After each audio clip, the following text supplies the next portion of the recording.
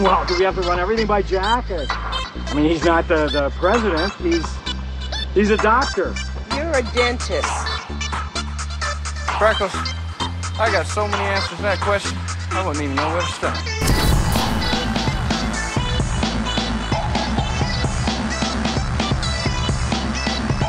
Hello everyone, it's me, Seanie B, here with another exciting episode of Lost Secrets and Recaps for you guys. And today we're going to analyze everything that happened in the 8th episode of Season 6 called Recon. This episode was more like a transition episode, setting up the next 2 episodes to come. So there weren't a whole lot of secrets, but still a lot of important stuff to cover. But now it's time for the Fast Reflex Awards.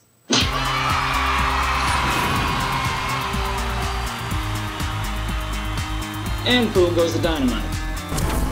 Congrats to the 10 people down here. You guys were the fastest, so good job. And here are the 2 pictures you guys got. Now I've gotten a lot of messages lately asking what you guys get if you win these awards. Nothing really, just bragging rights, or for the guys, maybe an achievement to impress the ladies. Like always, I'm going to start with the flash sideways first, go over everything that happened with Sawyer in this episode, and then go to the island after. So here we go. It's a Sawyer episode, so of course it doesn't start off with him reading a book. Nope, he's in bed with another girl named Ava. The time is 8:42. Time for Sawyer to stop fooling around, so he grabs his briefcase and moves it to the bed, where a bunch of money spills out of it. He's all, you weren't supposed to see that. I guess Sawyer has a thing for women with guns, cause she happens to have one, and points it at him. She doesn't buy his story and thinks he's a bad liar, and wants the money, claiming that she's married to a con man so she can tell. Sawyer's all, psh, woman, you're the fool. And also says that the place is bugged and surrounded by cops. He says that the cops want her husband, and she doesn't buy it, so he gives the magic word LaFleur, and fellow Popo Miles busts in with his boys. The name LaFleur refers to the lawman who hunted down and found Butch Cassidy and the Sundance Kid. Obviously in both timelines then, LaFleur is an inspirational character to him. They're both partners and security guys, just like the 70s on the island when they were in the Dharma Initiative. This was another example of an opposite difference in this timeline, having Sawyer be a police officer, whereas in the original, as we know, he's a criminal. This means that in the original timeline, he was a con man acting as a lawman, as we saw he was in the Dharma Initiative. But in this timeline, he's a lawman acting as a con man, and throughout this recap, I'll show you differences between the 2 timelines. And it's funny too, the clock stays at 8:42 the entire time.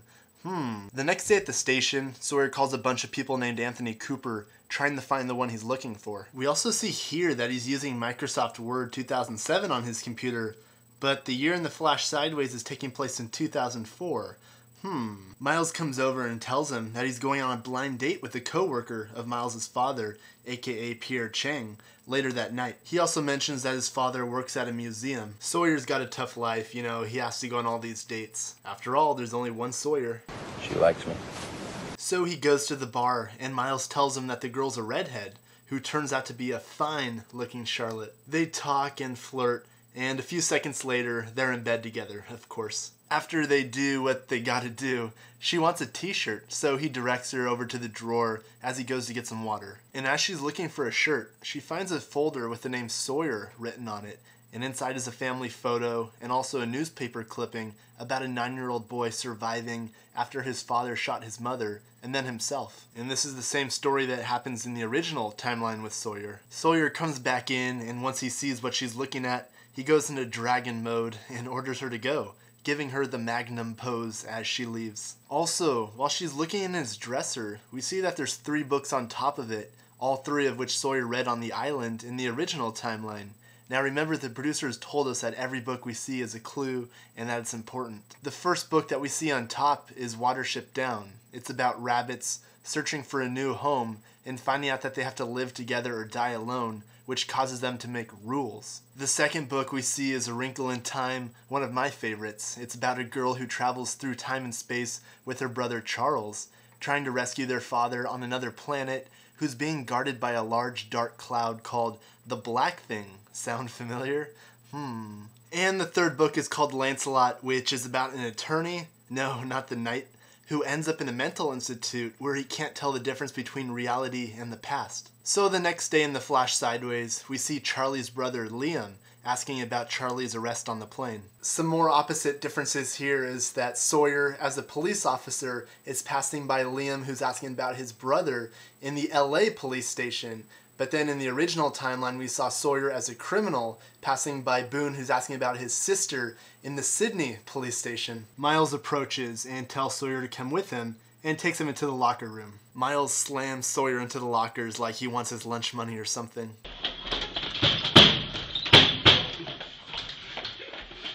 Apparently, Sawyer didn't tell him that he went to Australia instead of Palm Springs like he was supposed to. And when Miles demands to know why, claiming that they're partners and that they shouldn't keep anything from each other, Sawyer's all, none your business. Miles leaves and says that they're not partners anymore, so Sawyer smashes a mirror in a very Jack-like way. It's also interesting that Sawyer, Kate, and Jack have all had sort of like who am I moments while looking in the mirror during their flash sideways this season. Sawyer the sensitive goes home to watch his favorite show, Little House on the Prairie, where the little girl, Laura, tells her dad, Pa Ingalls, that she would be crushed if anything ever happened between him and her mom. Pa Ingalls tells her, if you lived your life based on what's going to happen, your life will be over before you know it. He also tells her that people aren't really gone when they die, and that she should hold on to all the good memories. This message was basically for Sawyer, just telling him that life is too short, that he shouldn't live his life thinking about what ifs, like what if his parents were still alive. And the last phrase about not being gone when you die could be a message for us. I mean, they play that scene for a good 20 seconds, and as we know in this show, if they play something that long, it's pretty important. And remember in the original timeline, Sawyer told Kate that he used to be a fan of the show when all he got was one channel as a kid in the trailer. Seems to be a fan now in the alternate timeline too. And we also see Sawyer's kitchen here.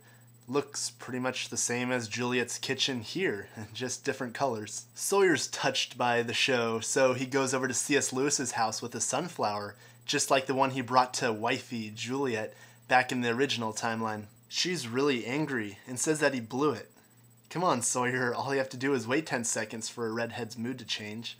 But he leaves anyways. The next day, outside of LAPD, Sawyer calls Miles over to his car and shows him the Sawyer folder. He tells the story that we already know happened in the original timeline, that he was 9 when a con man named Sawyer caused his father to kill his mother and then kill himself. He explains to Miles that that's why he was calling all those Anthony Coopers, that the Sawyer who caused his mother and father to die, his real name is Anthony Cooper, and that's why he also went to Australia. So all is good in the world again, when another car slams into Sawyer's car, and the driver runs as Sawyer gets out and hunts down his prey. Sawyer catches up with the perp and figures out that she's Kate, the same girl he helped escape at LAX, and who he helped get away from the cops there. So remember back in the LAX episode, which was the first episode this season, we saw Sawyer in the elevator with Kate, and he helped her escape from those police officers. Well, now that we know he is a police officer, why did he help her escape? Well, we know from this episode that he wasn't where he was supposed to be, which was Palm Springs. And then also, he seemed to have like an instant thing for Kate. So overall in this flash sideways, Sawyer seems to be the exact same guy that he is in the original timeline, just with some slight differences like I've mentioned. His main goal is still to find and kill Anthony Cooper, but just at some point during his life in this flash sideways, he chooses to be a cop and gets the resources that comes with being one. Sawyer's still angry and bitter in this timeline, and he's still definitely lost.